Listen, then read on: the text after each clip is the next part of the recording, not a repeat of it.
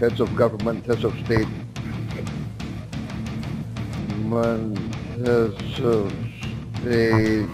Hey, hola Indomax Indo Magazines. Oke, lanjut kali ini kita bahas sedikit terkait geopolitik Indonesia di tengah-tengah konflik dunia, bos. Seperti yang kalian tahu, baru-baru ini Pak Prabowo telah berpidato di konferensi tingkat tinggi kelompok negara-negara D8.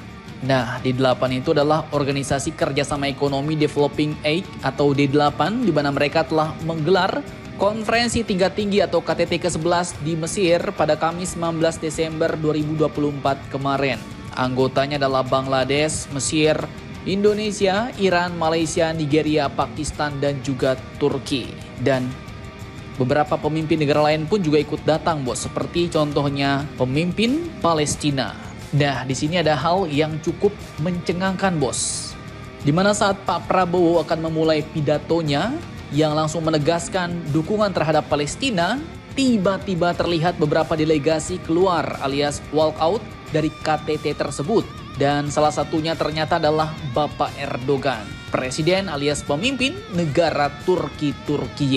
Bahkan tak cuma itu, bos, terlihat dengan jelas Bapak Erdogan ini pun seperti menyenggol atau sedikit mendorong kursi Pak Prabowo saat Pak Prabowo kita sedang berpidato. Nah, admin pun kurang tahu apakah ini disengaja atau tidak sengaja. Namun dengan keluarnya beliau dari KTT menunjukkan bahwa ia tidak sependapat dengan Pak Prabowo Subianto. Dan mungkin entah sengaja atau tidak, sambil berjalan Pak Erdogan pun langsung menyenggol kursi Pak Prabowo. Sebuah tindakan yang menurut Mimin sangat-sangat tidak sopan, bos.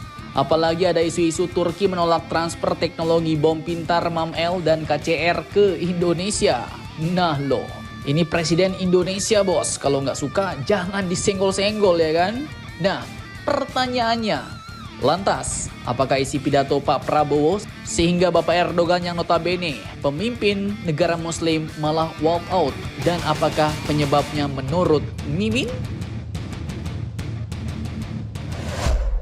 Oke, jadi jika kalian tonton isi pidato Pak Prabowo di channel YouTube-nya Pak Prabowo, terdengar jelas, bos, bahwa Pak Prabowo di awal pidato langsung menyatakan dukungan tegas ke Palestina. Beliau pun meminta semua anggota melihat realitas di lapangan. Kita menyatakan dukungan terhadap Palestina, Syria, dan Lebanon. Tapi apa dukungannya? Karena semua resolusi di PBB tidak dihormati dan tidak akan dihormati, ucap Pak Prabowo. Lanjut, Pak Prabowo tegaskan bahwa kita juga harus melihat realita, bahwa seluruh negara-negara muslim tidak dihormati, bos. Kita memiliki populasi dan sumber daya yang besar, tapi kita tidak bisa bersatu. Kemudian Pak Prabowo juga mengemukakan pendapatnya bahwa kita harus bekerja sama di antara kita, memiliki satu suara dan tidak terpecah. Ia pun lantas menyebut divide et impera, yang merupakan hukum imperialisme selama bertahun-tahun, dan kita terpecah-pecah setiap hari karena ini. Beliau pun lantas memberikan contoh negara muslim melawan muslim, seperti katanya Sudan, Yaman, dan lain-lain.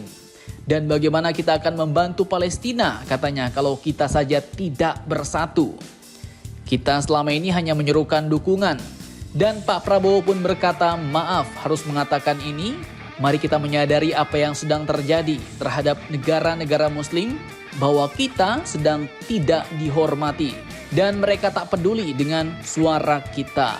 Nah, lantas pertanyaannya nih, bos, mengapa pula Presiden Erdogan keluar? Padahal pidatonya kan ngajak untuk bersatu dan jangan terpecah agar bisa semakin kuat demi membantu Palestina merdeka. Oke, sedikit opini admin dengan keluarnya Bapak Erdogan, padahal Pak Prabowo baru menyampaikan salam dan belum keluar inti pidatonya. Hal ini pun sepertinya jelas, bos, bahwa sikap Pak Erdogan tersebut menunjukkan ketidaksamaan pendapat untuk membantu Palestina. Nah, Min, kan Erdogan paling gencar tuh mengecam Israel. Ya, betul juga, bos, tapi itu di berita-berita yang terpampang di media massa. Bahkan pada saat pidato, Bapak Erdogan di KTT D8 pun juga menyerukan embargo dan isolasi terhadap Israel. Tapi ya, kalian jangan salah. bahwa hubungan antara negara-negara muslim di Timur Tengah itu memang terpecah-pecah bos, menjadi berbagai macam faksi, masing-masing dengan kepentingan negaranya masing-masing, dengan kepentingan mereka sendiri-sendiri bos. Seperti contohnya Turki dan Kurdi saling berperang, Iran dan Arab Saudi musuh bebuyutan.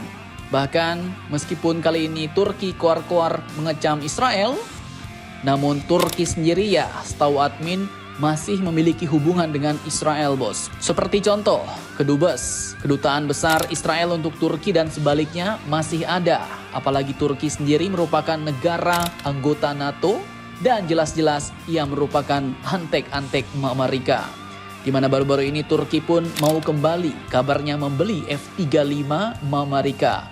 Bahkan Turki kemarin dikabarkan juga telah menunggu persetujuan Amerika untuk mesin jet tempur terbarunya yaitu Kaan dan juga Hurjet. Nah, mungkin ada yang nggak senang nih dengan omongan admin ya, mohon maaf. Bisa saja admin keliru sih.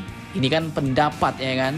Di negara demokrasi kita bebas berpendapat. Jadi bisa saja mungkin Bapak Erdogan hanya mau keluar pipis bentar habis itu balik lagi. Tapi ya nggak rame-rame juga kali.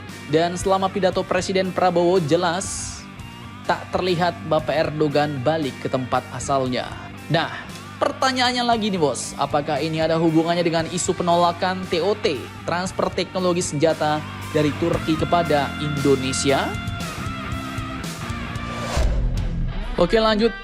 Oke, admin pun juga tak bisa menerka-nerka soal ini bos. Apakah ini ada hubungannya dengan isu penolakan TOT Turki ke Indonesia? Di mana info ini pun dikemukakan oleh seorang pengamat militer kita yaitu Bapak Alman Helfas Ali pada akun YouTube-nya Sobat Militer.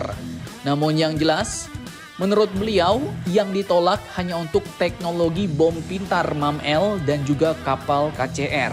Bukannya teknologi-teknologi lain seperti rudal Atmaka dan lain-lain. Itu tetap jalan bos.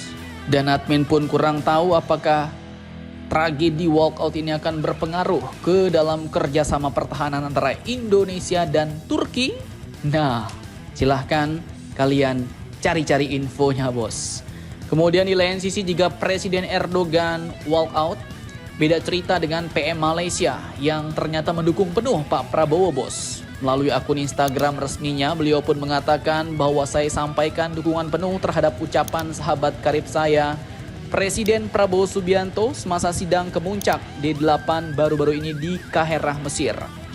Bapak Anwar Ibrahim pun menegaskan bahwa Presiden Prabowo telah menyampaikan kebenaran yang pahit namun penting untuk dikedepankan dengan baik dan bijaksana, terutama berkaitan dengan hak kenegaraan Palestina yang merdeka dan berdaulat.